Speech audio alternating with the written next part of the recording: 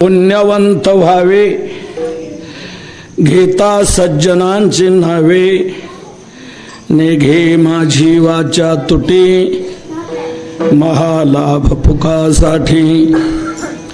विश्रांतीचा ठाव पायी संतांची अभाव, नेघे माझी वाचा तुटी महालाभ पुकासाठी।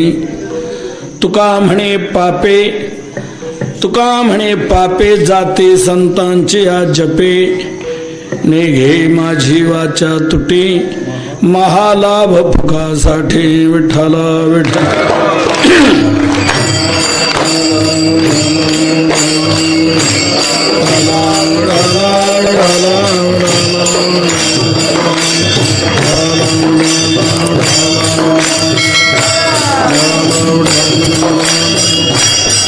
पांडुरंगा करू प्रथम नमन,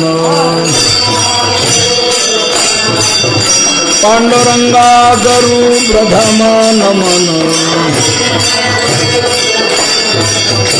दुसरे चरणा संतांचे, दुसरे चरणा संतांचे, दुसरे चरणा संतांचे। त्यांच्या कृपादाने कथेचा विस्तार, त्यांच्या कृपादाने कथेचा विस्तार, कथेचा विस्तार, त्यांच्या कृपादाने कथेचा विस्तार। सद्गुरु दास तुका, बाबाजी सद्गुरु दास तुका, बाबाजी सद्गुरु दास तुका। काय माझी वाणी मानेल संतांसे, रंजवू चित्तासे आपुलिया। योऽन्त प्रविश्य मम वाचमिमां प्रसुप्तां, संजीवयत्यखिल शक्तिधर स्वधाम्ना। अन्यांश्च हस्तचरण श्रवणत्वगादीन्, प्राणान् नमो भगवते पुरुषाय तुभ्यं।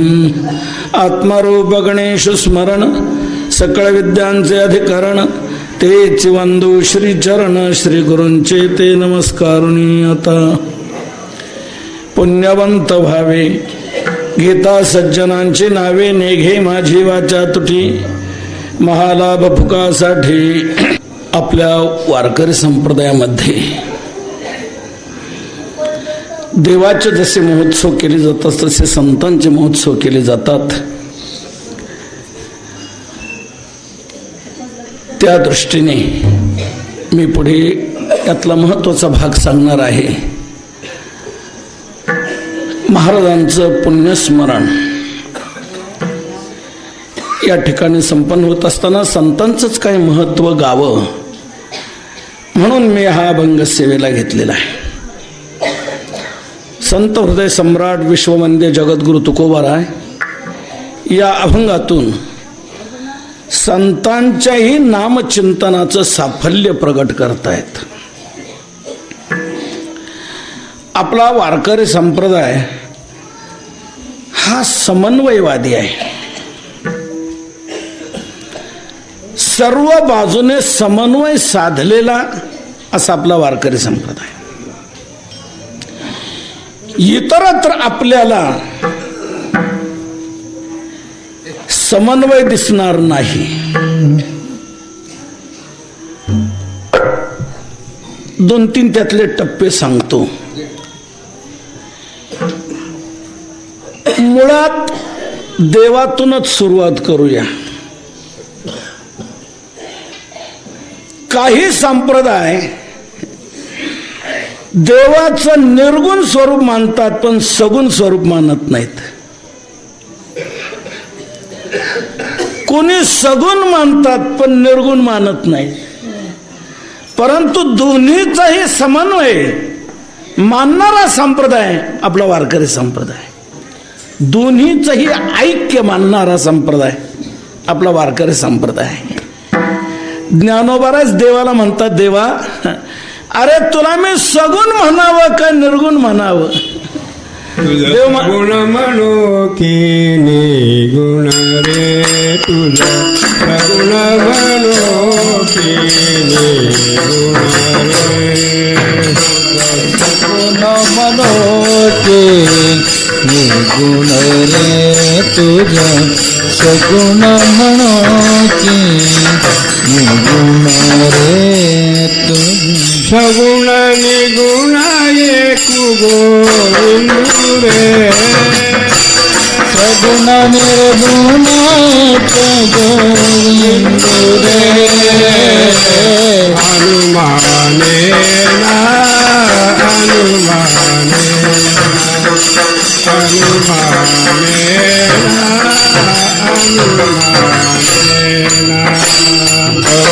हनुमानेना हनुमानेना हनुमानेना हनुमानेना ज्ञानोबा देवाला म्हणतात, देवा तुला मी सगुण म्हणावं का निर्गुण म्हणावं? देव म्हटले असं ज्ञानोबा सांगा ना तुमचं मत काय? ज्ञानोबा म्हणतात सगुण निर्गुण एको गोविंद रे. सगुण आणि निर्गुण दोन्ही एकच आहे. तूच सगुण तूच निर्गुण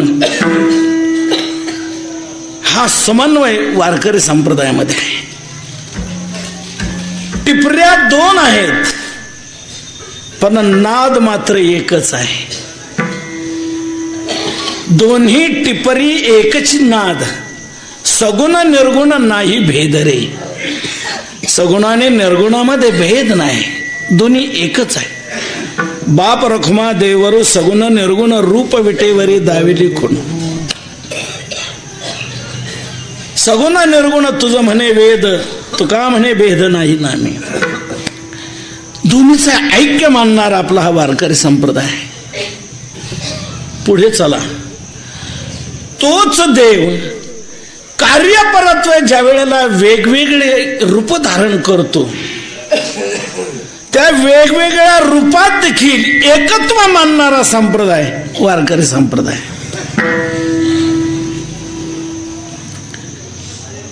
तोच कधी देव देवी होऊनही येतो, पण देव आणि देवी हे वेगळे मानतात. परंतु देव आणि देवीचं ऐक्य मानणार आहे आपला वारकरी संप्रदाय.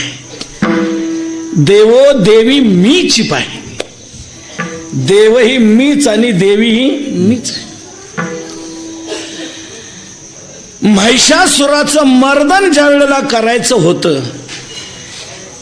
त्यावेळेला अनादि निर्गुण प्रगटली भवानी मोह महिषासुर मर्दना लागोनी. त्रिविध तापाची करावया झाडणे भक्ता लागे तू पावसी निर्वाणी. आईचा जोगवा जोगवा मागे. देव देवी मीच. देवात देखील देवाचे जे अनेक अवतार, त्या अनेक अवतारातही भेद पाहिला जातो. एक मूळच मुख्य टप्पा घेऊया. हरी आणि हर या दोघातही भेद पाहिला जातो. बऱ्याच ठिकाणी बरेच संप्रदाय काही फक्त हरीला मानतात, हरीला मानत नाही. काही हराला मानतात, हरीला मानत नाही. परंतु हरी हराचं ऐक्य मानणारा संप्रदाय आपला वारकरी संप्रदाय. काही वीर शैव लोक, वीर वैष्णव लोक एकमेकाचं जमत नाही. वीर वैष्णव लोक शंकराचं नावही घेत नाही. टेलरकडे गेल्यानंतर ते शर्ट शिवास म्हणत नाहीत. का? शर्ट शिव म्हटलं की शिवाचं नाव येतं. म्हणून ते याला दोरा घाल मानणार, शर्ट शिव मानणार. इतकी कट्टरता काही ठिकाणी दिसून येते. जमीन सारवताना माता भगिनी जे अशा सारवतात, भैसारा पण म्हणतो, ते वीर वैष्णव लोक असं आडवं सारवत नाही. का? शंकराचं भस्म आडवं असतं, ते उभं सारवतात. इतका भेद दिसून येतो. परंतु आपला वारकरी संप्रदाय दोन्ही मध्ये ऐक्य मानणार आहे. तुकोबाराय स्पष्ट म्हणतात, अरे हरित आणि हरात भेद नाही, वाद करता कशाला? हरिहरा भेद नाही करू नये वाद नाही करू नये वाद नाही करू नये वाद हरिहरा भेद नाही करू नये वाद नाही करू नये वाद हरिहरा भेद नाही करू नये वाद वाद करू नये एकाच्या हृदय गोडी साखरेच्या ठाई. भगवान शंकराचं हृदय म्हणजे विष्णू आहे आणि विष्णूचं हृदय म्हणजे शंकर आहे. शिवस्य हृदयम विष्णू विष्णोस्तु हृदयम शिव. मग त्यांच्यात जर ऐक्य आहे तुम्ही भेद का मानता?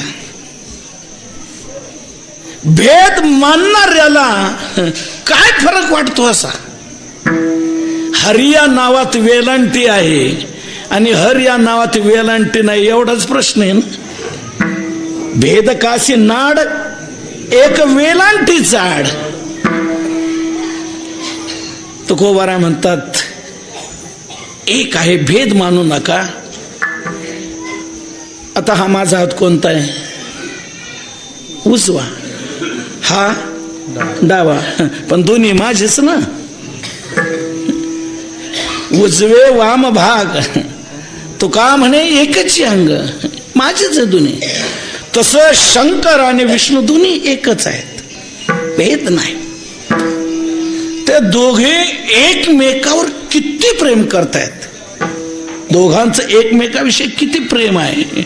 भांडणं बाहेर भक्तामध्ये आहे, त्या दोघात नाहीत.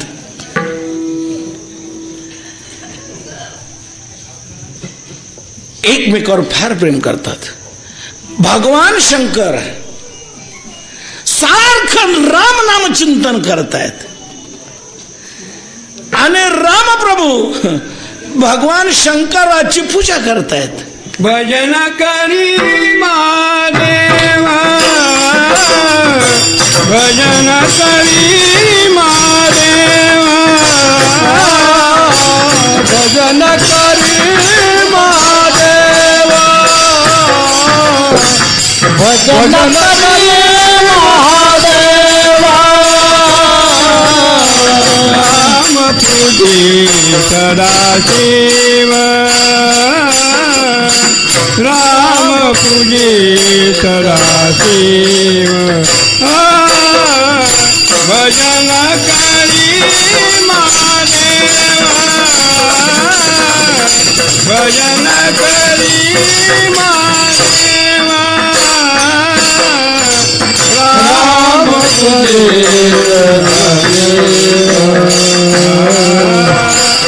राम पूजे सदाशिव भजन करी महादेवा भजन करी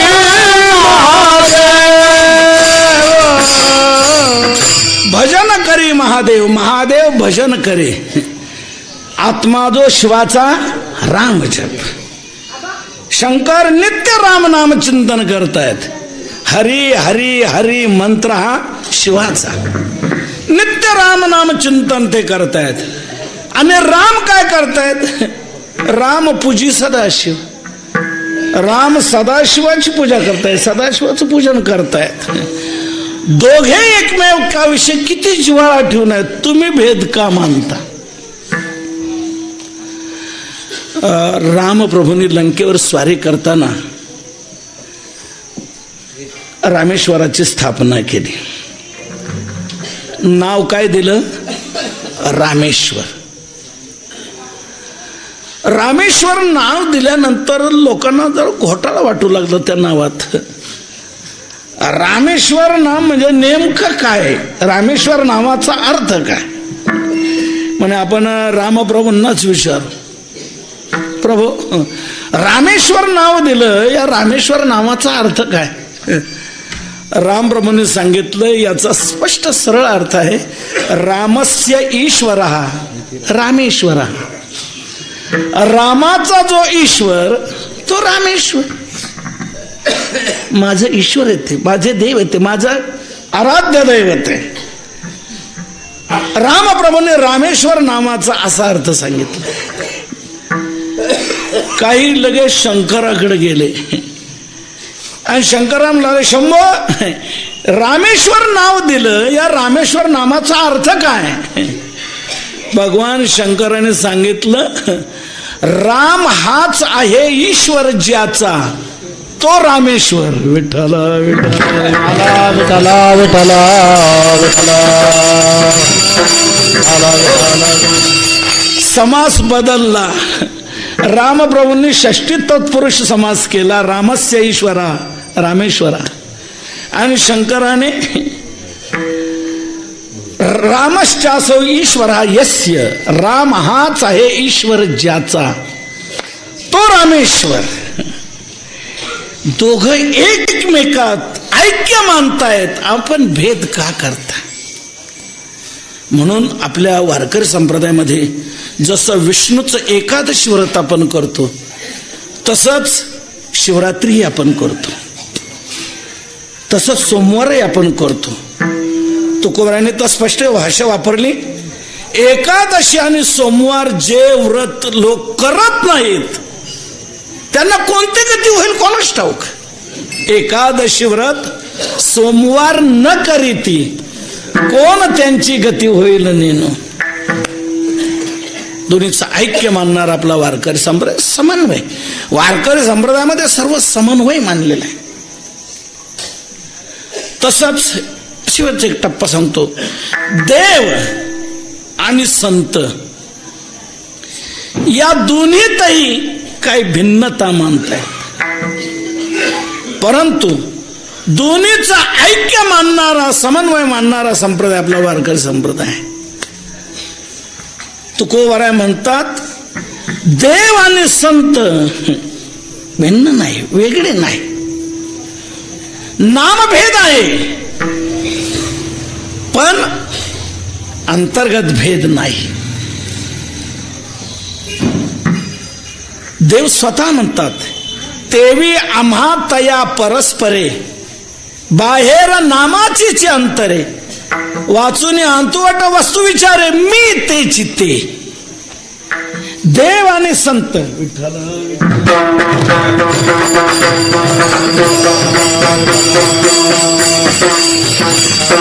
हो, देवाचे आगमन व्हावं. देव आणि संत वेगळे नाहीत, प्रतिमा भिन्न भिन्न आहेत, पण दोन्ही एकच आहे. देवते संत, देवते संत निमित्त त्या प्रतिमा. देव आणि भक्त दुजा नाही विठ्ठल,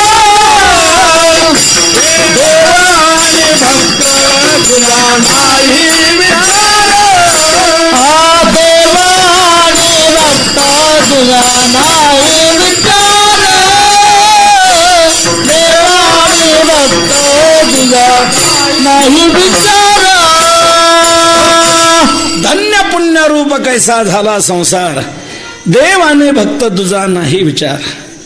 तुका म्हणे येथे नाही भिन्न भाव, भक्त तोच देव, देव भक्त. दोन्हीमध्ये भेद नाही, भेद पाहू नका, असं ज्या वेळेला तुकोबाराय लोकांना सांगू लागले, त्यावेळेला काही लोक तुकोबारांना म्हणू लागले, महाराज ठीक आहे, तुम्ही म्हणता भेद मानू नका, मग आम्हाला याबाबत एक प्रश्न तुम्हाला विचारायचा आहे. म्हणे काय? दोघांचं जर ऐक्य आहे, दोन्ही जरी एकच आहेत, तर आमचं म्हणणं असं आहे, देवाचं नाव घेतल्यानंतर जसं पुण्य प्राप्त होतं, देवाच्या नामात चिंतनाचं हे साफल्य सांगितलेलं आहे, तसं संतांचं जर नाव घेतलं तर पुण्य मिळेल का? तुकोबाराय म्हणतात, मनातली शंका काढून टाका. तुम्हाला पुण्यवान व्हायचंय का? तर सज्जनांची नावं घ्या आणि पुण्यवान व्हा. हेच अभंगाच्या पहिल्या चरणात सांगतात. पुण्यवंत व्हावे घेता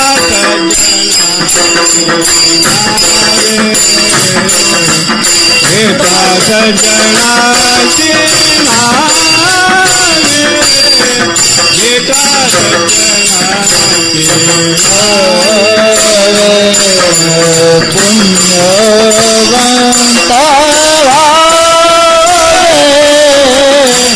देता सज्जनाची देता सज्जनाची देता सज्जनाची तुकोबाराय म्हणतात, तुम्हाला पुण्यवान व्हायचंय का? सज्जनांची नावं घ्या आणि पुण्यवान व्हा. पुण्यवंत व्हावे घेता सज्जनांची नावे. मनुष्याने जीवनात पुण्यवान व्हावं, पुण्यवंत व्हावं. इतरवंत होण्याचा प्रयत्न करू नये. वंत जर व्हायचं असेल तर पुण्यवंत व्हावं. कलावंत व्हायलाच पाहिजे असं काही नाही. धनवंत व्हायलाच पाहिजे असं काही नाही. कीर्तिवंत व्हायलाच पाहिजे असं काही नाही. गुणवंत व्हायलाच पाहिजे असं काही नाही. परंतु जीवनात मात्र पुण्यवंत नक्की व्हावं.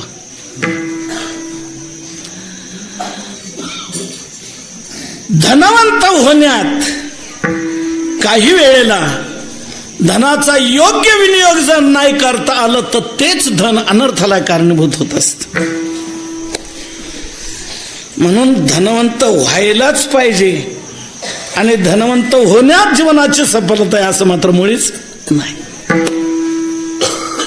उलट धनवंताला तुकोबारांनी आंधळ म्हटले. आंधळ धनवंत एक बहिरट आंधळे. जसं आंधळ्याला काही दिसत नाही तसं धन भरपूर जर आलं तर काही वेळेला धनवंतालाही दुसरं काही दिसत नाही. म्हणून काही वेळेला तेच धन अनर्थाला कारणीभूत होत असतं. श्रीमद भागवतामध्ये 15 अनर्थ धनाच्या पाठीमागे सांगितलेले आहेत. स्थेयम हिंसा नृतम दंभ काम क्रोध स्मयो मदः भेदो वैरम अविश्वास संस्पर्धा व्यसनानि च एते 15 अनर्थ. हे 15 अनर्थ सांगितलेले आहेत. म्हणून धनवंत व्हायलाच पाहिजे असं काही नाही. निर्धन राहूनही खरं धनवान होता येत. म्हणून तर ऋषीमुनींनी संतांनी सर्वांनी धनाचा त्याग केला. धन त्यांना आवडत नव्हतं. नावडे जन धन माता पिता. तेव्हा धनवंत व्हायलाच पाहिजे असं काही नाही. झालं तरच जीवनाची सफलता आहे असं काही नाही. कलावंत व्हायलाच पाहिजे असं काही नाही. कलावंत कुठेही भरकटत जातात. गुणवंत देखील व्हायला पाहिजे असं काही नाही. का? गुणवंत होण्यात काही वेळेला गुणवंतातही दोष येऊ शकतो.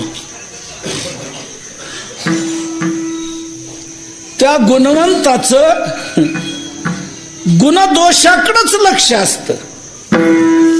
तेच चिंतन घडतं आणि त्यामुळे गुणवंत होण्यातून दूषण पदरात पडू शकतं. गुणवंत केलो दोष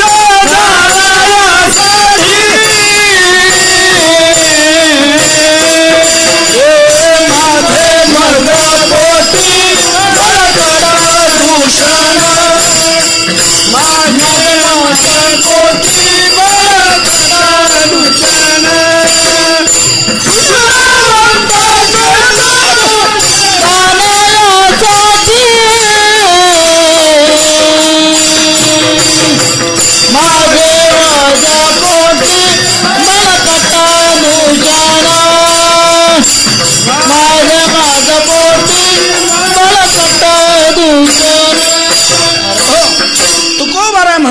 गुणवंत मला केलं देवा, पण दोष जाणण्यासाठी, दोष पाहण्यासाठी, हे माझं पोटी बळकट दूषण. म्हणून याच्यातून दूषणही पदरात पडतं. म्हणून गुणवंत व्हायलाच पाहिजे असं काही नाही. असो, आपल्याला वेळ अल्प आहे, जास्त विस्तार करत बसत नाही. तर मनुष्याने जीवनात इतरवंत होण्यापेक्षा पुण्यवंत मात्र जरूर व्हावं. पुण्यवंत होण्यामध्ये काहीच दोष येऊ शकत नाही. होण्यात काय घडू शकतं मी पुढे आपल्याला शेवटी सांगेन. तर तुकोबरा म्हणतो, सज्जनांची नावं घ्यावून पुण्यवंत व्हा. इतरांचं नाव घेऊच नाही आणि देवाचं आणि संतांचं नाव घेतल्याशिवाय राहू नये. इतरांचं नाव घेण्यामध्ये वाणीला दूषण आहे, वाणीला श्रम आहेत. ज्ञानोबारांनी प्रत्यक्ष म्हटलेल्या 9व्या अध्यायामध्ये, असो ती ये वायाणी कायसी मूर्खांची बोलणी, वाया वाढविता वाणी शिने लहान. वाणीला शीन प्राप्त होईल. म्हणून इतर चिंतन इतर काही नसावंच. देवाचं आणि संतांचं चिंतन स्मरण मात्र जरूर असावं. थोडंसं या चिंतनाचे जर प्रकार पाहिलं तर 3 प्रकार पडू शकतात.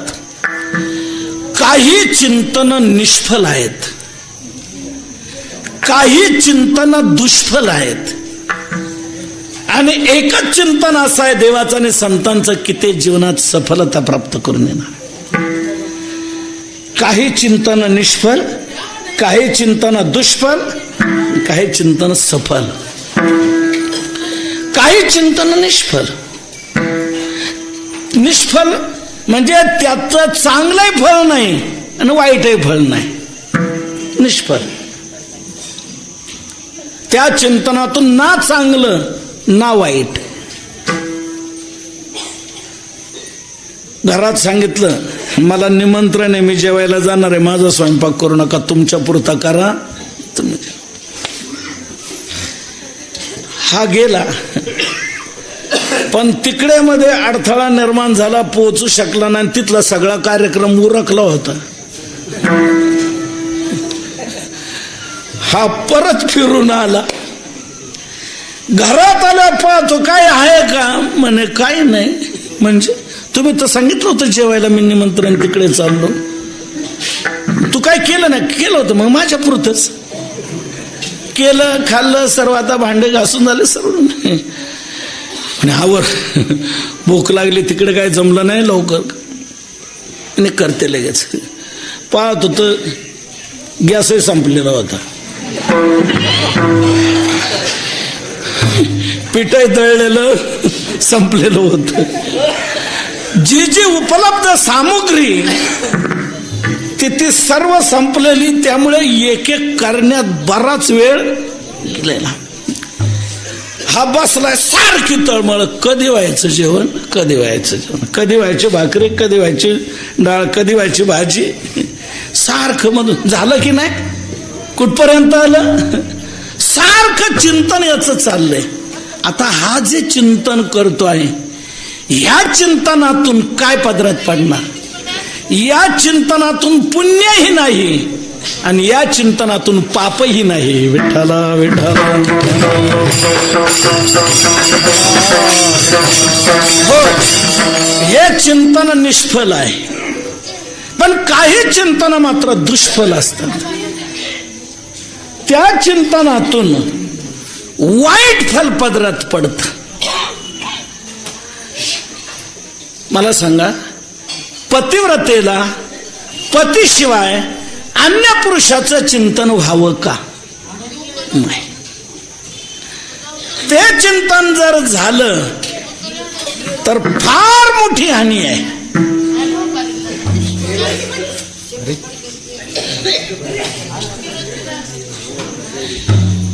42 कुळ पतनाला जातात. हे तिच्या अन्य चिंतनाचं दुष्फल आहे. अंबुला केला जरी धावे मन, बुडती 42 जाती नाक कान. पतिव्रतेला अन्य चिंतनातून दुष्फल पदरात पडतं, वाईट फल पदरात पडतं. देवाला द्रौपदीच्या बाबतीत हे स्पष्ट करून द्यावं लागलं. महाभारतातला मोठा प्रसंग आहे. कर्णाचा रथ खालून चालला असताना द्रौपदीने पाहिलं आणि मनात थोडस चिंतन आलं, थोडस चिंतन की 5 बरोबर जर 6 वाजता तर थोडं चिंतन आलं मनात. पण देवाने हे द्रौपदीच्या लक्षात आणून देण्याकरता मोठी कथा येते. फळ आणायला सांगितलं. ते एकच फळ ऋषी त्याच्यावर आपले जीविका साधना तपश्चर्या अनुष्ठान करत असत. माहित भीमाने ते आणलं फळ. भीमाने काय केलं? हे फळ कुठलं होतं? ते अमक्या झाडाचं. तिथे अन्न एकच फळ होतं. तिथे कोणी होतं का? म्हणे होते साधू तिथे. तू चूक केली. ते ऋषी जर व्युत्थानदशेवर आले आणि फळ जर नसेल तर शाप देतील.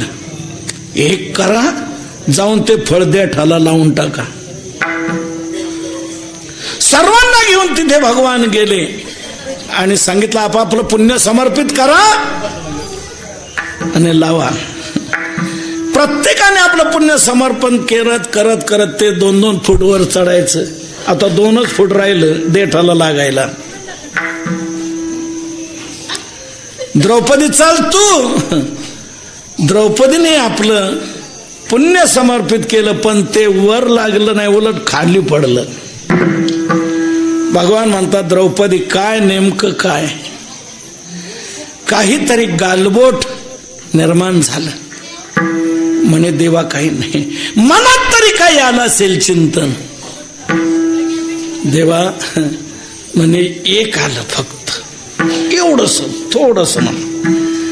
पण ते तेवढंसही चिंतन मान्य नाही. द्रौपदीचा भेद पुरविला समयी, ऋषी फळ वनी देठी लाविता ठाई. हे चिंतन दुष्फल आहे. फक्त एक चिंतन मात्र सफल आहे आणि ते म्हणजे देवाचं आणि संतांचं. मनुष्याने जीवनात देवाचं चिंतन करावं, तसंच संतांचं चिंतन करावं, संतांचं स्मरण करावं. त्या स्मरणातून पुण्य प्राप्त होईल. पुण्यवंत व्हावे घेता सज्जनांची नावे. महाराज तुम्हाला एक विचारू का? थोडं स्पष्ट म्हणजे बोला ना, विचारा ना. आम्हाला सांगता सज्जनांची नावं घ्यावी, पुण्यवान व्हावं. तुम्ही घेता का? महाराज म्हणतात माझं सांगू, माझी वाचा तर तुटी होऊ देत नाही. हेच अभंगाच्या 2ऱ्या चरणात सांगतायत. नेवाच्या तुटी महाला नेगे माझी वाचा तुटी. नेगे माझी वाचा तुटी. आने घे माझी वाचा तुझे महालाभ बुकासाठी. निघ माझी वाचा तुझे, निघ माझी वाचा तुझे. महाराज म्हणतात नेघे माझी वाचा तुटी महालाभ फुकासाठी. माझी वाचा तुटी नेघे. माझी वाचा तूट स्वीकारत नाही. माझी वाचा नित्य ते स्मरण करत राहते. जे मी करत नाही ते मी दुसऱ्याला सांगत नाही. आम्ही दुसऱ्याला तेच सांगतो आम्ही जे करतो ते. आमच्या अनुभवात जे येतं तेच आम्ही अनुभवाने दुसऱ्याला सांगत असतो. तुका म्हणे साक्षी आले तरी केले प्रगट. अनुभवे आले अंगात ते या जगा देत असे. आम्ही लोकांना सांगतो केव्हा, अनुभव घेतो तेव्हा. ज्याचा अनुभव नाही ते सांगण्याकरता आम्ही प्रवृत्त होत नाही, ते आम्ही सांगतच नाही. ही संतांची भूमिका आहे. आम्ही काहीच अनुभव नसताना सांगत हिंडत राहतो. एक तारीख शिल्लक नाही महाराज. तुकोबाराय म्हणतात, मी अनुभवाने सांगतोय, मी स्वतः सतत संतांचं चिंतन करतोय. माझी वाचा तूट स्वीकारत नाही, क्षणाचाही विसावा माझी वाचा घेत नाही. का बरं? तुकोबारा म्हणतात, फुकटात मान लाभ आहे. मग कशा करता आहे काही करायचे? महालाभ फुकासाठी, फुकासाठी महालाभ, फुकटात महान लाभ प्राप्त होतो आहे. इतर काही नाव घेण्यात काय मिळतं का हो? नुसतं नाव घेत राहण्यात काय मिळेल का? भाकरी भाकरी भाकरी नाव घेत राहिले तोंडात पडल का? आजारी पडलात औषध औषध औषध म्हणण्यात रोग बरा होईल का? तोंड पोळलं साखर साखर साखर म्हणत राहण्यात तोंड गोड होईल का? नाही. इतर जे जे काय प्राप्त करून घ्यायचं असेल त्याच्याकरता काहीतरी त्याच्या मोबदल्यात द्यावं लागतं. त्यावेळेला त्यात मिळत असतं.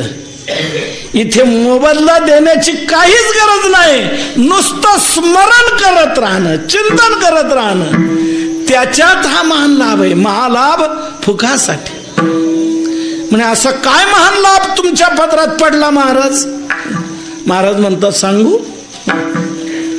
साक्षात परब्रह्म माझ्या हाताला जे आलं ते संतांचं मी ध्यान स्मरण केल्यामुळे.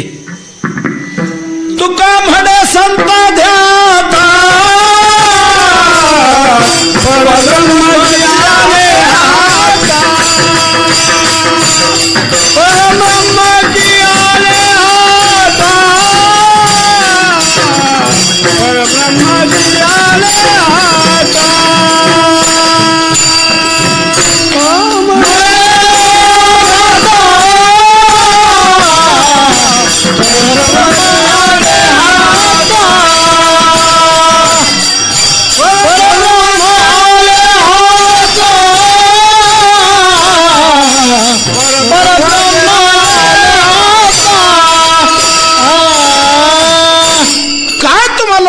महान लाभ असा काय झाला? महाराज सांगतात, तुका म्हणे संता ध्याता परब्रह्मची आले हाता. संतांचं ध्यान करण्यामध्ये, चिंतन करण्यामध्ये परब्रह्म हाताला आलं. आणि परब्रह्म हाताला येणं याच्यापेक्षा श्रेष्ठ लाभ कोणता आहे? यापेक्षा श्रेष्ठ लाभ दुसरा कोणता नाही. यल्लाभांना परो लाभो यत् सुखात ना परम सुखम यम लब्ध्वा चा परम लाभम मन्यते नाधिकंतता.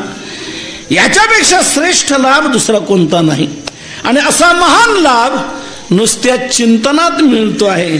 त्याच्याकरता काही वेचावं लागत नाही. फुकटात महान लाभ आहे. म्हणून मी अनुभव घेतलाय त्यामुळे तुम्हाला सांगतो आहे. महाराज ठीक आहे, पण एक असं वाटतं, मनुष्याचं जीवन धगधगीच आहे. नित्य काहीतरी कर्मात गुंतलेला असं आहे. कर्माच्या श्रमात तो दडपला गेलेला आहे. त्यामुळे अशा जीवांना त्यातून विश्रांतीची आवश्यकता असते. तर मग जीवनात विश्रांती प्राप्त होण्याच्या दृष्टीने काही या चिंतनाचा उपयोग होऊ शकतो का? महाराज म्हणतात, निश्चितच. नुसता तुम्ही भाव जरी संतांच्या ठिकाणी ठेवला तर तो भाव देखील तुम्हाला विश्रांतीचं ठिकाण राहील. हेच अभंगाच्या 3ऱ्या चरणात सांगताय. विश्रांतीचा ठाव पायी संकटी आभाव,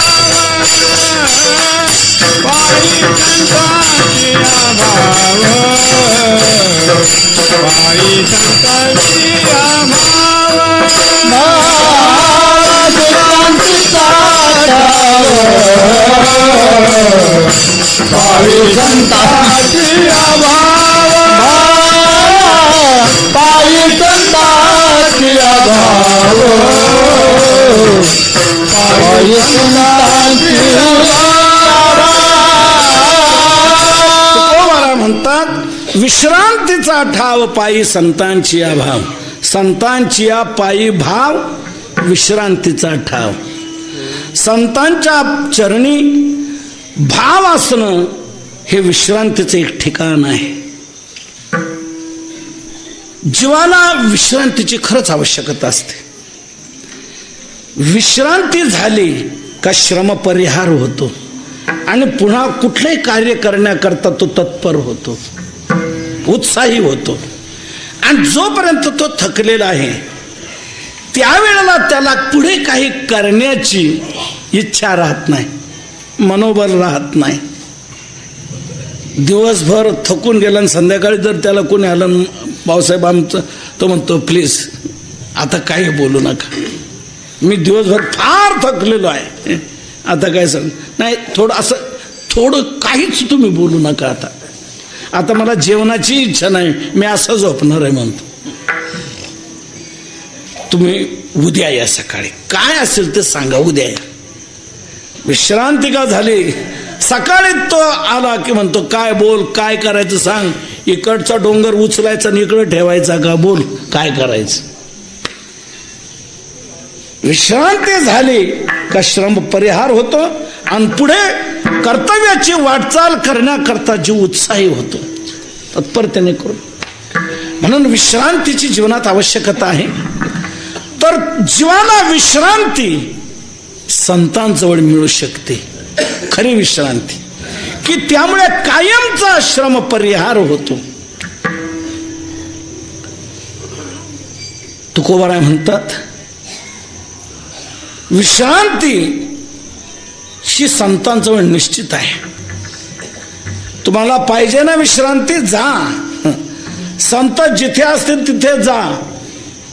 जासी तरी जाई संतांची या गावा, होईल विसावा तेथे, मग तिथे विसावा होईल. जा संतांच्या गावाला जा. जाता येणं शक्य नाही, नको जाऊ, जागी बसल्या बसल्या त्यांचं स्मरण कर, भाव ठेव की विश्रांती मिळेल. जीवाला विश्रांती निश्चित मिळू शकते ती संतांजवळ. आता यापेक्षा पुढे सांगतो वेगळं. देवाला देखील ज्या वेळेला विश्रांतीची आवश्यकता वाटते त्यावेळेला देवालाही विश्रांती जर कुठं मिळत असेल तर ती फक्त संतांजवळ. नामा म्हणे देवा चला तया ठाया, विश्रांती गावया कल्पवरी, विश्रांती गावया कल्पवरी.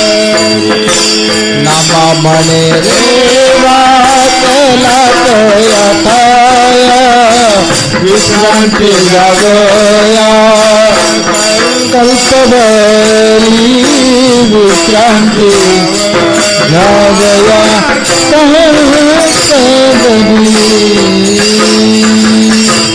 नामदेवराय देवाला म्हणताय, देवा तुम्हाला विश्रांती हवी आहे का, तर चला. कुठं, महाबळेश्वर, उटकमंड नाही, आळंदीला चला, तिथे तुम्हाला विश्रांती मिळेल. कारण विश्रांतीचं ठिकाण तेच एक आहे. विश्रांतीचे स्थान, संतांचे माहेर, ते या भूमीवर अलंकापूर, म्हणून तिथे चला. देवाला देखील विश्रांती मिळण्याचं ठिकाण म्हणजे संत आहे. म्हणून तुकोबाराय म्हणतात तुम्हाला तिथपर्यंत नाही जाता आलं तरी हरकत नाही, तुम्ही जिथे असाल तिथे नुसता भाव ठेवा संतांच्या ठिकाणी, की तो भाव देखील तुम्हाला विश्रांती प्राप्त करून देईल. विश्रांतीचा ठाव पायी संतांचे अभाव, मी देखील तिथेच विसावलो आहे, तिथेच मी भाव ठेवून आहे. माझी वाचा तुटी घेत नाही, हे मी अनुभवाने तुम्हाला सांगतो आहे. महाराज खूप सुंदर प्रबोधन केलं, खूप मार्गदर्शन केलं. ठीक आहे, मग संतांचं स्मरण करा. तुम्हाला महाराज एकच शंका राहिली, तेवढी फक्त सांगतो. त्याचं निरसन करा की मी लागलोच संतांच्या नामचिंतनात. म्हणजे काय शंका? शंका अशी, देवाच्या नामचिंतनात दुहेरी फल सांगितलेलं आहे. देवाचं नामचिंतन केल्यानंतर पुण्य मिळतं. हरिमुखे म्हणा पुण्याची गणना कोण करे. तसंच देवाच्या नामचिंतनात पापही जाते. हरि उच्चारणी अनंत पाप राशी जातील लयासे क्षण मात्रे. देवाच्या नामचिंतनाचं दुहेरी फल सांगितलेलं आहे. इतर साधनं दुहेरी फल देतील असं नाही. बरेच साधने शास्त्रामध्ये प्रायश्चित्त साधन आहे. त्या प्रायश्चित्ताने फक्त पाप जातं पण पुण्य मिळत नाही. दानाने पुण्य मिळतं पण पाप जात नाही. पण देवाचं नामचिंतन असं आहे की ते पुण्यही देत आणि पापही घालवत. तसं तुम्ही संतांचे नाव घ्यान पुण्यवान व्हा म्हटलं, ठीक आहे, आम्हाला पुण्य मिळेल, पण आमचं पाप जाईल का? संतांचं नाव घेण्यात हा लाभ होईल का? तर तुकोबाराय म्हणतात, निश्चितच संतांच्या जपामध्ये पाप देखील जातात. हेच अभंगाच्या शेवटच्या चरणात सांगतात. म्हणे पापे जाती संतांची आजते, जाती संतांची आजते, जाती संतांची आजते.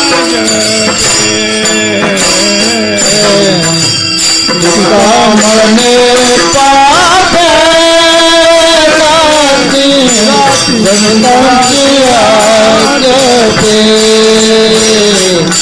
जाती संतांची आजते, संतांची आजते. अभंगाच्या शेवटच्या चरणात तुकोबाराय सांगतात, देवाच्या नामचिंतनाचं जसं दुहेरी फल आहे, तसंच संतांच्या नामचिंतनात दुहेरी फल आहे. जसं पुण्य प्राप्त होतं तसंच पापही जातं. तुका म्हणे पापे जाती संतांची या जपे. देवाच्या जपा, देवाच्या नामचिंतनात जशी पाप जातात तशी संतांच्या नामचिंतनात पाप जातात. महाराज, पण देवाच्या नामचिंतनात पाप जळून भस्मसात होतात, नुसती जातात असं नाही. जळतील पापे जन्मांतरे. जळणं हा फार एक महत्वाचा भाग आहे. पाप जातात आणि जळतात. गेलेली परत येऊ शकतात, पण जळालेली परत येऊ शकत नाही. तसं नामचिंतनाने देवाच्या पाप नुसते जातात असं नाही, जळून भस्मसात होतात. जळतील पापे जन्मांतर. तसं संतांच्या नामस्मरणातून पाप जातील पण पुन्हा येतील ना. तुकोबाराय म्हणतात, नाही, जशी देवाच्या नामचिंतनाने पाप जातात म्हणजे जळून भस्मसात होतात, तसं संतांच्या नामचिंतनातून पाप जळून भस्मसात होतात.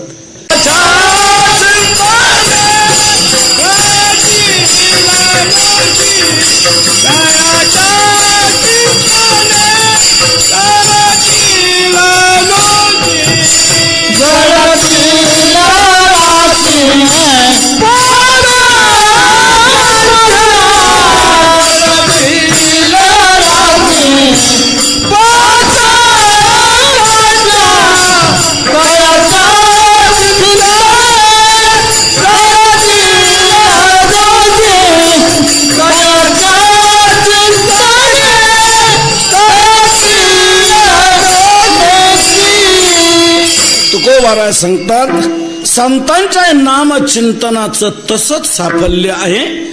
पाप जळून भस्मसात होतात. पवित्र तो देह वाणे पुण्यवंत, जो वदे अच्युत सर्व काळ तयाच्या चिंतने. तरतील दोषी जळतील राशी पातकाच्या राशी जळतील, जळून भस्मसात होतात. ही संतांच्या नामचिंतनाची फलश्रुती आहे. पापही जातात आणि पुण्य प्राप्त होतं. म्हणून तुकोबराय म्हणतात देव आणि संत या दोन्हीत भेद नाही आणि दोन्हीचही फल हे सारखंच आहे. म्हणून देवाचं चिंतन जसं करता तसं संतांचंही चिंतन करा. विठोबा रखुमाई विठोबा रखुमाई, जय जय विठोबा रखुमाई, जय जय विठोबा रखुमाई, जय जय विठोबा रखुमाई, जय जय विठोबा रखुमाई, जय जय विठोबा रखुमाई, जय जय विठोबा रखुमाई.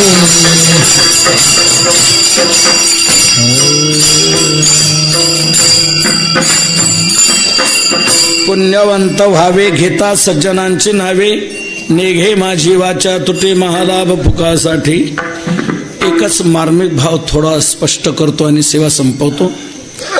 तुकोबरा म्हणतात पुण्यवान व्हायचंय का, सज्जनांची नावं घ्या. आणि पाप घालवायचीत का, संतांची नावं घ्या. सज्जनांची जप करा, जप करा. तुका म्हणे पापे जाती संतांची या जपे. संतांच्या जपात पापही जातात. तर संतांच्या नामचिंतनातून पाप जाणं आणि पुण्य प्राप्त होणं हे फल देवाच्या नामचिंतनाप्रमाणे आहे. म्हणून तुम्ही त्यांचं चिंतन करत बसा, पाप जाईल पुण्य प्राप्त होईल. पण मला मुद्दा इथे मांडायचा मुख्य, पाप गेलंच पाहिजे कशा करता. झालं पाप तर झालं, राहिलं तर राहिलं. घालवायचं कशा करता, तसंच पुण्य मिळवायचं तरी कशा करता. नाही मिळालं तर काय बिघडते, आणि पाप नाही गेलं तर काय बिघडते. पाप घालवा, पुण्य मिळवा, आणि त्याच्याकरता संतांचं नामचिंतन करत बसा. एवढा खटाटोप सांगितलाय कोणी, हा उपद्व्याप सांगितलाय कोणी. कशा करता पाप घालवायचं आणि पुण्य कशा करता मिळवायचं, आणि याकरता नामचिंतन का करायचं. थोडक्यात भाव स्पष्ट करतो आणि सेवा संपवतो. मानवी जीवनाची मूलभूत आकांक्षा फलीभूत होण्यासाठी पाप गेलंच पाहिजे आणि पुण्य मिळवलंच पाहिजे.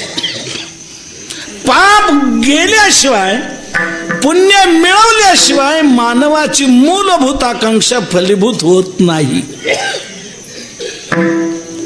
मानवाची मूलभूत आकांक्षा कोणती आहे. व्यापारी व्यापारात खपतो, शेतकरी शेतीत राबतो, नोकरीवाला नोकरीमध्ये झिजतो. प्रत्येक जण आपापल्यापरीने प्रयत्न करतात, प्रयोग करतायत, परिवर्तन करतायत, पराकाष्ठा करतायत, रात्रंदिवस कष्ट उपसतायत. काय हवंय बाबा नेमकं जीवाला. सर्वांना हवं आहे सुख, आणि दुःख नको आहे. दुःखाची अपेक्षा कोणालाच नाही, सुखाची अपेक्षा सर्वांना आहे. दुःख जावं वाटतं आणि सुख मिळावं वाटतं. याकरता सर्वांचे प्रयत्न आहेत. दुःखाकरता कोणीच काही प्रयत्न करत नाही. दुःख यावं असं कोणालाच वाटत नाही. का वाटतं आपल्याला मूळव्याध व्हावा, कोणाला वाटतं नको, कोणालाच नकोय मूळव्याध. धंद्यात दिवाळा निघाव, कोणाला वाटतं नकोस.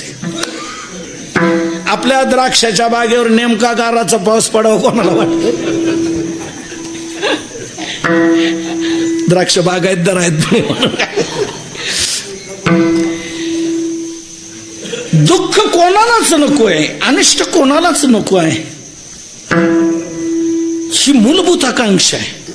दुःखात उद्विजते जंतु सुखम सर्वाय रुच्यते. दुःखाचा सर्वांना उभं आहे. दुःख आपल्याला नको आहे. कधी नको?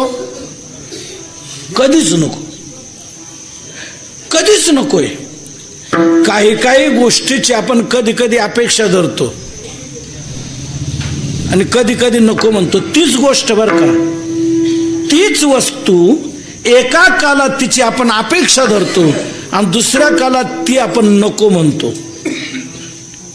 आता थंडीचे दिवस आपण मफलर पाहिजे म्हणतो की नाही बाबा?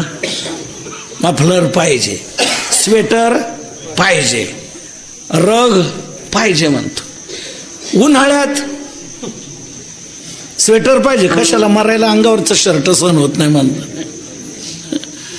उन्हाळ्यात आपण नको म्हणतो, हिवाळ्यात आपण पाहिजे म्हणतो. भूक लागल्यानंतर जेवण आपण पाहिजे म्हणतो. जेवण झाल्यावर पुन्हा जर घ्या म्हटलं तर आपण लगेच नको म्हणतो.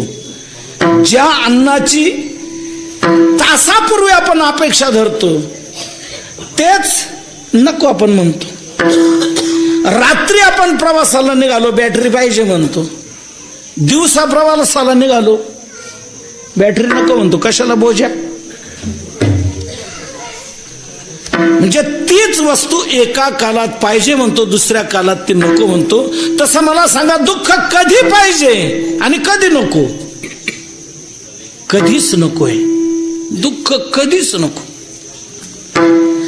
आणि सुख जे पाहिजे ते केव्हा पाहिजे? तेही कायमच पाहिजे.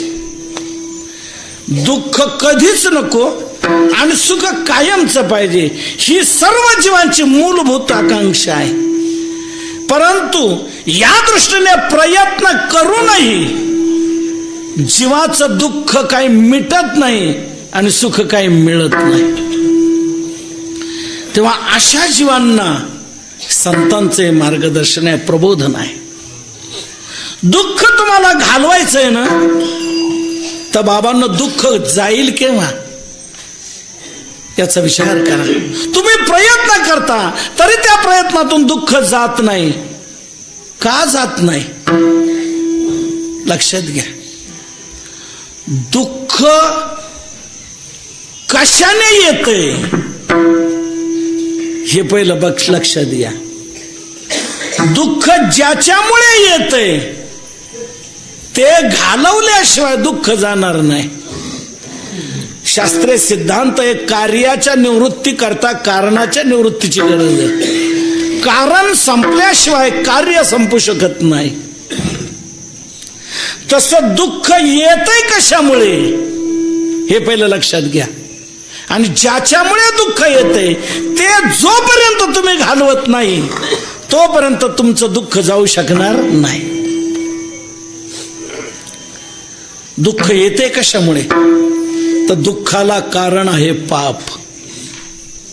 दुःख येते ते पापामुळे येते. मी नाही सांगत, ज्ञानोबराय सांगतात. 13वा अध्याय उघडा.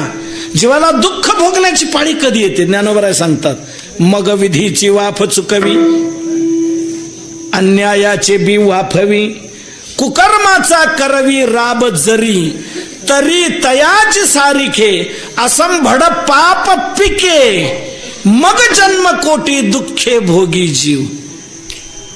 मग जीव दुःखे भोगी कधी? पाप पिके. मग पाप पिकल्यानंतर जीवाला दुःख भोगण्याची पाळी येते. म्हणजे दुःखाला कारण कोण आहे? पाप.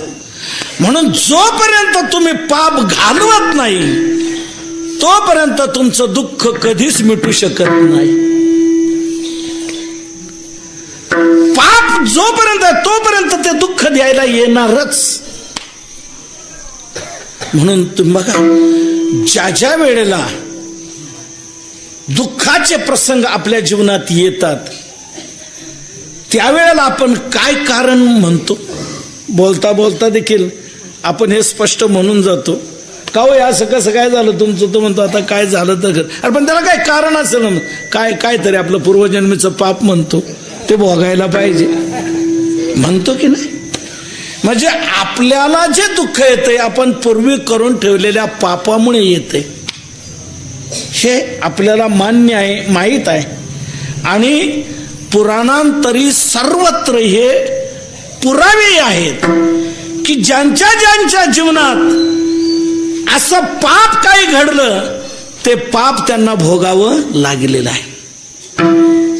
त्यामुळे दुःख भोगण्याची पाळी आली. म्हणून आपल्या दुःखाला कारण दुसरं कोणी नसून आपण पूर्वी करून ठेवलेलं पाप आहे. आपलंच पाप आपल्याला दुःख द्यायला येतं, दुसरं कोणी आपल्याला दुःख देत नाही. रामायणातला प्रसंग आहे. रामप्रभूंना वनवास का? त्यावेळेला गुहकाचा आणि लक्ष्मणाचा संवाद आहे रामायणामध्ये प्रसंग. काही हिच्यामुळे दुःख भोगण्याची पाळी आली नाही. काही दुःखाला कारण नाही. सुखस्य दुःखस्य नकोपि दाता परो ददाती ती कुबुद्धी रेषा अहं करोमि ती वृथाभिमानः स्वकर्म सूत्र ग्रथितो ये लोका. सुखाचा आणि दुःखाचा दाता दुसरा कोणी नाही. मग कोण आहे तो दाता? आहे आपण पूर्वी करून ठेवलेलं कर्म. तेच कर्म आपल्याला सुख दुःख द्यायला येत असत. कस्य हेतुर दुःखस्य कश्च हेतु सुखस्य वा स्वपूर्वार्जित कर्मैव कारणम सुख दुःखयोः. कोण कोणाच्या दुःखाला हेतुभूत नाही आणि कोणी कोणाच्या सुखाला हेतुभूत होत नाही. मग सुख कोण देतं आणि दुःख कोण देतं? रामायणात स्पष्ट म्हटलंय स्वपूर्वार्जित कर्मैव कारणम सुख दुःखयोः. सुखाचं आणि दुःखाचं कारण स्वपूर्वार्जित कर्म एव. आपण पूर्वी करून ठेवलेलं कर्म हेच आपल्या सुखदुःखाला कारणीभूत आहे. आपल्या जीवनात दोन प्रकारची कर्म घडतात, काही चांगली घडतात आणि काही वाईट घडतात. जी चांगली कर्म आपल्या हातून घडतात त्याचं पुण्य तयार होतं. वाईट कर्म आपल्या हातून जे घडतं त्याचं पाप तयार होतं. ते आपल्या स्टॉकला संचितात जमेला जातं आणि तेच पुण्य ज्या वेळेला आपल्याला भोग द्यायला येतं त्यावेळेला आपल्याला सुख मिळतं. आणि पाप ज्या वेळेला भोग द्यायला येतं त्यावेळेला दुःख मिळतं. म्हणजे दुःख येतं हे आपण पूर्वी करून ठेवलेल्या पापामुळे येते. म्हणून दुःख जर तुम्हाला संपवायचं असेल तर जेव्हा पाप संपवाल त्यावेळेला दुःख संपेल, अन्यथा नाही. आणि सुख जर मिळवायचं असेल तर सुख त्याच वेळेला मिळतं ज्या वेळेला तुम्ही पुण्य मिळवाल तेव्हा. पुण्य मिळवाल तेव्हा सुख. मग विधीचे वाफे सत्क्रिया बीज आरोपे मग जन्मशत मापे सुखची विजी. ज्या वेळेला सत्कर्म आपण करू पुण्य तयार होईल त्याच वेळेला आपल्याला सुख मिळेल. म्हणजे पुण्य मिळवणं हे सुखाकरता गरजेचं आहे. आणि दुःख जर घालवायचं असेल तर त्याकरता पाप घालवणं गरजेचं आहे. पाप घालवल्याशिवाय आपलं दुःख मिटणार नाही आणि पुण्य मिळवल्याशिवाय आपल्याला सुख मिळणार नाही. सुख आणि दुःख ही फळं आहेत. फळं तुकोबरायांचा शब्द आहे भोगनेते फळ संचिताचे. भोग हे आपल्या संचिताचं फळ आहे. या फळ शब्दावरून थोडासा भाव व्यक्त करतो आणि माझी सेवा संपवतो. सुख आपल्या इच्छेप्रमाणे आपल्याला मिळतं का? नाही. तसंच दुःख आपल्या इच्छेप्रमाणे मिटतं का? नाही. म्हणजे दुःखही आपल्या इच्छेवर नाही आणि सुखही आपल्या इच्छेवर नाही. फळ शब्दातून मी भाव आपल्या पुढे हा स्पष्ट करतो. कोणत्या झाडाला कोणतं फळ यावं हे आपल्या इच्छेवर आहे का? नाही. मग कशावर आहे फळ? त्याच्या बीजावर. बीज कोणतं लावलंय त्याच्यावर त्याचं फळ अवलंबून आहे, तुमच्या इच्छेवर नाही. एकाने पेरूचं झाड लावलं आणि तो म्हणाला माझी अशी इच्छा आहे याला थॉम्सन द्राक्ष यावेत. येतील का? माझी इच्छा आहे ना. तुझ्या इच्छेवर अवलंबून नाही. तू बीज लावलंय कोणतं, त्याच्यावर त्याचं फळ अवलंबून आहे, तुझ्या इच्छेवर नाही. बीज पेरून या तेची घ्यावे फळ, डोरली सकेळ कैचे लागे. तुकोबारा म्हणतात डोरलीला केळ लागेल कसं? डोरली एक वांग्याची जात आहे, लांबडी. एक जण म्हणला केळी लांबडी डोरली लांबडी, काय हरकत नाही. केळीला लागतं 1.5 वर्ष, त्याला पाणी लागतं खूप.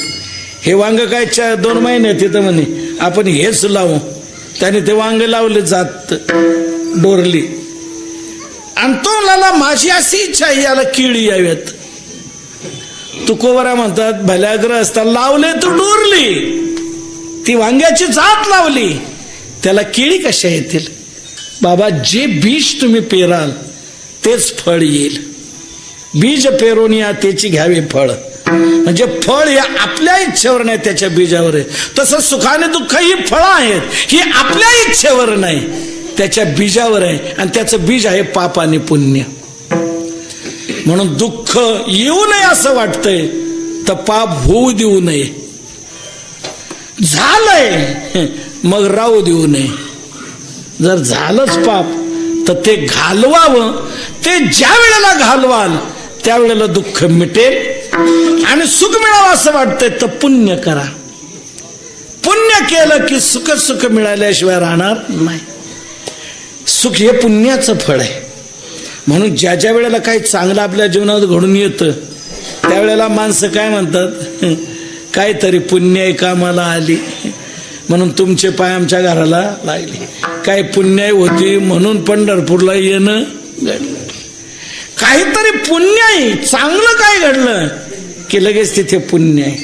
तुम्ही बघा अनेक अंगाने पैसा का घरात आला की आलेला पैसा माणसं कुठंतरी गुंतवतात. मोटरसायकल घे, जीप घे, ट्रक घे, ट्रॅक्टर घे, काही ना काहीतरी घेतात, त्याच्यात गुंतवतात. आणि तुम्ही बघा त्या जीपवर ट्रॅक्टरवर काहीतरी लिहितात. काय लिहितात? आई वडिलांची पुण्य आहे, बाबांची पुण्य आहे, असंच लिहितात की नाही? असं एखाद्या जीपवर तुमच्या कधी पाहण्यात आलं का बाबांचं पाप म्हणून आमच्या घरी जीप, हे आमच्या बाबांचं पाप आहे असं कुठंच आढळणार नाही. बाबांची पुण्य आहे, दादांची पुण्य आहे, काकांची पुण्य आहे. ह्या पुण्य वेगवेगळे असू शकतात बरं का. ज्याचे पैसे मिळाले असतील त्याची पुण्य लिहिली जाते.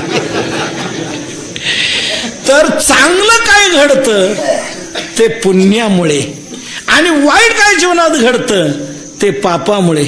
म्हणून आपल्या जीवनात कधी वाईट घडू नये, दुःख येऊ नये असं जर वाटतं तर पाप होऊ देऊ नका. पण झालेलं आहे तर ते राहू देऊ नका, ते घालवाच. आणि सुख जर मिळवायचं असेल तर पुण्य मिळवा. पुण्य मिळालं की सुख मिळाल्याशिवाय राहणार नाही. आणि हे दोन्ही घडावं आपल्याला असं वाटतंय. या दोन्हीला एकच साधन निश्चित हमीचं, ते म्हणजे देवाचं नामचिंतन आणि संतांचं नामचिंतन. देवाच्या नामचिंतनात हेच फल आहे. हरे उच्चारणे अनंत पाप राशी जातील असे क्षण मात्र. आणि हरिमुखे म्हणा पुण्याची गणना कोण करे. देवाच्या नामचिंतनात जसं पाप जातं आणि पुण्य मिळतं तसंच संतांच्या नामचिंतनात तुका म्हणे पापे जाती संतांची या जपे आणि पुण्यवंत व्हावे घेता सज्जनांची नावे. देवाच्या नामचिंतनाप्रमाणे संतांच्या नामचिंतनात हे फल आहे. म्हणून नाथ महाराज देखील एका अभंगातून हेच सांगतात, बाबांनो तुम्ही ज्ञानदेव या 4 अक्षरी मंत्राचा जप करा. जप बघा तुम्हाला देवाच्या नामचिंतनाप्रमाणे फल मिळेल की नाही. ज्ञानदेव चतुराक्षरी जप हा करितू सर्वज्ञ, ज्ञानाज्ञान विरहित ब्रह्म प्राप्तीची संज्ञा, ज्ञाता ज्ञेय निजांग होय ऐसी प्रतिज्ञा, ज्ञानाग्नीने पापे जळती हे ज्याची आज्ञा. ज्ञानदेव ज्ञानदेव म्हणता ज्ञानदेव देतो, वासुदेवाची होतो अखंड वदनी वदेतो. म्हणून ज्ञानोबरायांच्या नामचिंतनात ज्ञानाग्नीने पापे जळती, ही ज्याची आज्ञा. आणि तसंच वासुदेवाची होतो अखंड वदनी वदेतो. म्हणून ज्या वेळेला समाधी सोहळा झाला ज्ञानोबरायांचा, त्यावेळेला देवा एक घोषित केलं, प्रतिज्ञा केली. देवाने काय प्रतिज्ञा केली? आजपर्यंत माझं नाव घेतलं जात होतं, माझं नामचिंतन केलं जात होतं, पण आज मी या ज्ञानोबरांच्या समाधी सोहळा प्रसंगी एक जाहीर करतो की माझ्या नावाप्रमाणे जो कोणी ज्ञानदेव ज्ञानदेव या 4 अक्षराचा जप करील त्याला ज्ञान प्राप्त होईल, हा माझा आशीर्वाद आहे. आणि काही एक सोपारे ज्ञानदेव 4 अक्षरे जो जप करील निर्धारे त्यासी ज्ञान होईल, ऐसा दिधला आशीर्वाद. देवाने हा आशीर्वाद त्यावेळेला दिला. म्हणून देवाच्या नामचिंतनात जसं फल आहे तसं संतांच्या नामचिंतनात हे फल आहे. म्हणून तुकोबाराय आपल्याला देवाचं नामचिंतनाप्रमाणे संतांचे नामचिंतन करायला सांगतात. म्हणून ज्ञानोबरायांच्या नामचिंतनाचं जसं फल तसं तुकोबारायांच्या नामचिंतनात फल आहे. तुकाराम तुकाराम नाम घेता कापे, धन्य तुकोबा समर्थ जेने केला पुरुषार्थ. म्हणून आपण देखील आपल्या वारकरी संप्रदायामध्ये जसं देवाचं भजन करतो तसंच आपण संतांचंही भजन करतो. ज्ञानेश्वर माऊली ज्ञानराज माऊली.